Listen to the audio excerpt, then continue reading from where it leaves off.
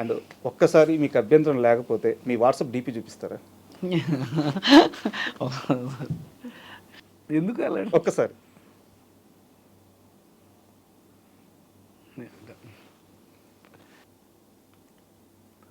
Okay okay sir. అంటే ఎందుకు అడిగానంటే మీరు గతంలో రాజమౌళి గారి గురించి చాలాసార్లు మాట్లాడారు. మీ డీపీ చూసుకుంటే ఇప్పుడు ఆ డీపీ చూస్తుంటే ఏదో ఒక డైరెక్టర్ ఒక యాక్టర్ ఫోటో తీసుకున్నట్లేదు, ఒక తండ్రి దగ్గర కొడుకు కూర్చొని ఫోటో తీసుకున్నట్టు ఉంది. నిజంగానే నాకు తల్లి తండ్రి గురువు దైవ రాజమౌళి సార్. ఎందుకంటే మనకి ఆకలితో ఉన్నప్పుడు అన్నం పెట్టిన వాళ్ళు మాత్రం దేవుడితో సమానం మనకి.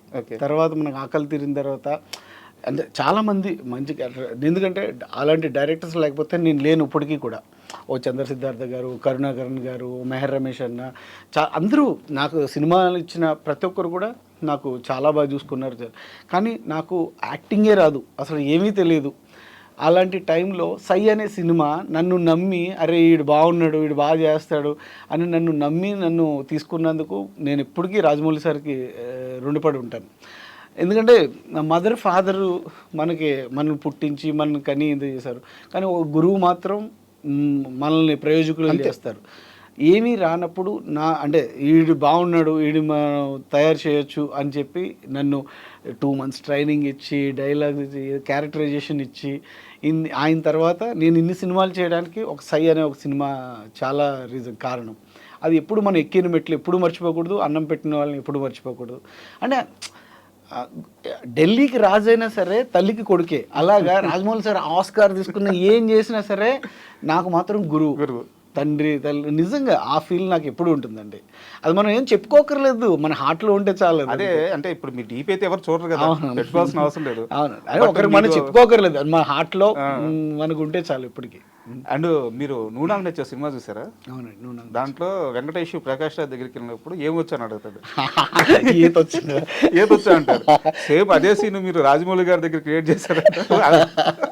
అవునండి, అంటే ఏమొచ్చా చెస్ వచ్చని చెప్పారంటే అంటే నిజంగా అంటే అది game, rugby game, fight game, అదే టగ్ ఆఫర్ గేమ్ అని మనకు తెలియదు. మనకు యోచ్ అంటే అరే ఇంత పెద్ద ఆయన అడిగారు. నేను అప్పటికి Rajamouli sir fan. Simhadri cinema release తర్వాత నేను ఆయన ఫ్యాన్ అయిపోయా. అసలు అంత బాగుంటుంది ఇంటర్వెల్ బ్లాక్ బ్యాంక్ చూసిన తర్వాత. So Rama madam, Rajamouli sir వచ్చారు. అందరూ సెలక్షన్స్ మాట, అందరూ జిమ్ బాడీ, హైట్ 6 feet అయి ఉన్నారు. అక్కడ కుమార్ అని ఒక అసోసియేట్ డైరెక్టర్ అన్న ఉండేవారు. అన్న ఉంటే అన్న చెప్పాను, అలా అన్న తప్పన అని ఒక సినిమా ఇంకా అంటే ఫస్ట్ రిలీజ్ అయింది మధ్యలోంచి వచ్చామన్నా, సార్ ఇలా ఇంటర్వ్యూస్ పెడుతున్నారు అని చెప్తే వచ్చామన్నా అంటే, సరే అయితే నేను పంపిస్తాను రాగానే మీరు కూర్చోండి అని చెప్పి నన్ను ఇంకో ఫ్రెండ్ని కూర్చోబెట్టారు. ఇంట్లో సారు రమా మేడం ఇద్దరు కలిసి వచ్చారు. లోపలికి వెళ్ళి కూర్చోగానే ఫస్ట్ మెంబర్ నేను. అన్న చెప్పన్నా ఒకసారి, ఆయన చూసినట్టే నాకు ఎక్సైట్మెంట్, అన్న నేను కలుస్తానన్నా కలుస్తా అంటే సరే అయితే వెళ్ళి కలవమన్నారు. కలిసా మేడం సార్ ఇద్దరు కూర్చున్నారు. కూర్చున్న తర్వాత ఇందుకే ఎక్కడ చదువుకున్నావు ఏంటి అంటే రాజమండ్రి సార్ ఇలా అని చెప్పాను. అవునా అన్న యాక్టింగ్ వచ్చాయి అన్న, ఇప్పుడు ఆల్రెడీ చిన్న సినిమా ఒకటి చేస్తున్నాను సార్ అది చెప్తే, ఇందుకు మేడం అడిగారు స్పోర్ట్స్ అదే గేమ్స్ ఏమన్నా వచ్చా అంటే మనకు కొంచెం ఆలోచించి అమ్మాయి కొంచెం మెచ్యూర్డ్ లెవెల్స్లో ఇంటెలెక్చువల్ గేమ్ ఏదైనా చెప్పాలని చెప్పి చెస్ నిజంగానే చెస్ వచ్చి సార్ అన్నాను. నవ్వుతూ ఉన్నారు అసలు, ఏంటి నవ్వుతున్నారు నాకు ఏం అర్థం కాదు. అలా కాదు, రన్నింగ్ కానీ క్రికెట్, బాస్కెట్బాల్ ఇలాంటి స్పోర్ట్స్ గేమ్ ఏమన్నా కొంచెం రన్నింగ్ చేసే ఏమన్నా వచ్చంటే స్కూల్లో ఫస్ట్ నేనే అండి రన్నింగ్లో. అది చాలా ప్లస్ అయింది. ఇలాగ రన్నింగ్లో ఫస్ట్ మేడం అది ఇది అని చెప్తే అవునా అని చెప్పి అప్పుడు నేమ్ రాసుకున్నారు. మరి స్కూల్ చదవకుండా వచ్చేస్తా అన్నారు మీరు ఇండస్ట్రీకి. 7వ క్లాస్లో 2 రూపాయలు జేబులో పెట్టుకొని వచ్చేసారు. ఇప్పుడు ఆ స్కూల్లో చదవడం వల్ల కదా, రన్నింగ్ రావడం వల్ల కదా ఉపయోగపడింది. అంటే చిత్రంగా మనకు తెలియదు కదా. సో నిజంగా అలాగా రన్నింగ్ చాలా ప్లస్ అయింది. సో రాజమౌళి సార్ రమా మేడం సెలెక్ట్ చేయడం, ఆ సై మూవీలో అంత మంచి రోల్ నాకు ఇవ్వడం అనేది నిజంగా నాకు గిఫ్ట్ లైఫ్లో. అండ్ మీరు ఏ గురువు గారి దగ్గర అయితే మీ జర్నీ స్టార్ట్ చేశారో ఆ గురువు గారు ఇప్పుడు వరల్డ్ సినిమాకి ఒక ఐకాన్. ఎస్, సో చాలా గర్వంగా ఉంది అసలు ఆయన ఎదిగే స్థాయి, ఆ రేంజ్ని చూస్తుంటే ఎలా అనిపిస్తుంది. అండ్ ఆ ఫ్యామిలీ బాండింగ్ అంటే వాళ్ళందరూ కూడా ఫ్యామిలీ కూడా ఒక సినిమా మొత్తాన్ని కలిసి వాళ్ళ ఫ్యామిలీ చేస్తారు. వాళ్ళ రిలేషన్ ఎలా ఉంటుంది రాజమౌళి గారి? నాకు ఎప్పుడు చూసినా సరే అరే ఈ ఫ్యామిలీలో నేను ఎందుకు పుట్టలేదా అన్న ఒక ఫీలింగ్ అయితే ఉంటుందండి. ఎందుకంటే వెరీ నైస్. ఇప్పుడు ఉమ్మడి కుటుంబాలు అనేవి లేవు ఎక్కడ కూడా, మనం రేర్ అంతరించిపోయింది. సో రాజమౌళి సార్ ఫ్యామిలీ ఎలా ఉంటుందంటే ఒక సండే వస్తే అందరూ అందరూ కలుస్తారు, అందరూ చాలా హ్యాపీగా మాట్లాడుకుంటారు. మళ్ళీ మండే ఎవరు జాబ్స్కి వాళ్ళు ఆ సండే అన్నది సినిమా గురించి ఎవరు టాపిక్స్ మాట్లాడరు. అంటే హ్యాపీనెస్, అంటే వాళ్ళ పర్సనల్ విషయాలు అవి ఒక 15 ఒక ఫ్యామిలీస్ కలిసి 15 ఫ్యామిలీ ఒక 15 అక్కడ చుట్టుపక్కల ఉన్న ఫ్యామిలీస్ వాళ్ళు అందరూ కలిసి చాలా బాగా సెలబ్రేట్ చేసుకుంటారు. అలాంటి హెల్తీ ఫ్యామిలీని నేను ఇప్పుడు దాకా చూడలేదు. అంటే చెప్పుకునేవారు ఊర్లో ఇలా ఉమ్మడి కుటుంబాలు ఉండేవి, చాలా పెద్ద కుటుంబాలు అవి అని.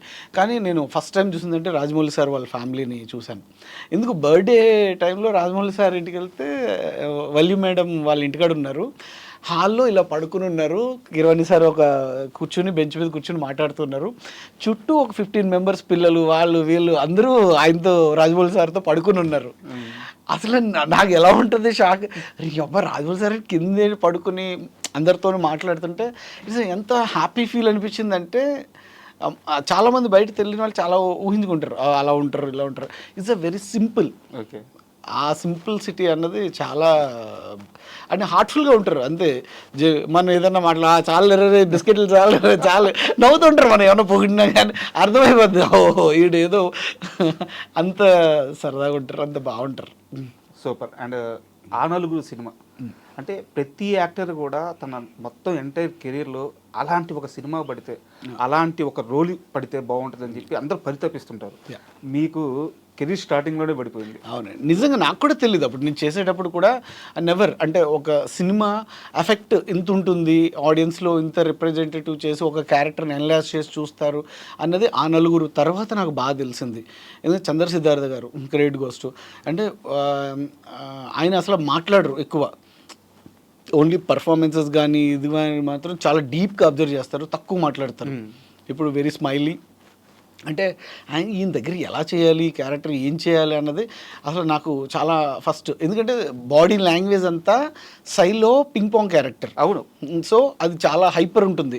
ఇది అంతా కొంచెం సెటిల్డ్ ఉంటుంది. Next settled.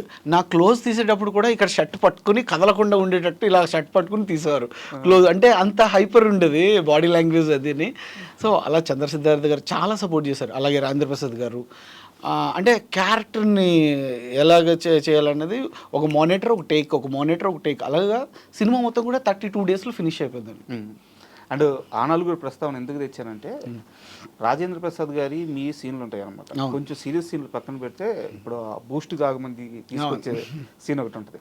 నాకు తెలిసి మీ ఇద్దరి మధ్య ఏదో డైలాగులు రాస్తే ఆ డైలాగులు చెప్పినట్టు లేవు ఆ సీన్. అవునండి, ఫాదర్ అండ్ సన్, ఎందుకంటే అలా చూపించారు. ఇప్పుడు జుట్టు పట్టుకొని మొత్తం పైకి పెట్టి పోసి, అవును నిజంగా అది చాలా ప్రతి ఇంట్లో కూడా అంటే రిలేషన్, ఒక ఫాదర్ సన్ ఎలా రిలేషన్ బాండింగ్ ఉంటుంది, ఒక మదర్ ఒక కూతురుకి ఉండే రిలేషన్ ఎలా ఉంటుంది, ఎక్కువ అటాచ్మెంట్స్ ఎలా ఉంటాయి, ఆ ఫీల్ అది చాలా బాగా చూపించారండి చంద్రసిద్ధ. అందుకే ఇప్పటికీ ఎవర్ గ్రీన్ సినిమా. ఒక పేరెంట్స్కి, ఒక పిల్లలకి ఎవరికైనా చూపించాలి ఒక పేరెంట్స్ అనుకుంటే మాత్రం ఆ నలుగురు సినిమా ఎప్పటికీ అంటే హ్యూమన్ వాల్యూస్, ఇప్పుడు తల్లిదండ్రుల వాల్యూస్ అన్నది అంటే మరుగున పడిపోతున్నాయి. ఇప్పుడు యూఎస్ వెళ్ళిపోతున్నారు, ఇక్కడ చూసుకోవడానికి ఎవరు ఉండట్లేదు చాలామంది. కానీ ఆ పిల్లలకి ఒకసారి సినిమా చూపిస్తే హౌ టు పేరెంట్స్ రెస్పెక్ట్ ఏంటి, అసలు మా ఎలా చూసుకోవాలి అన్నది ఖచ్చితంగా మనిషి ఉన్నంత వరకే అండి. మనిషి లేకపోయిన తర్వాత మనం ఏం చేసినా నెవర్ వేస్ట్, ఏం చేసినా.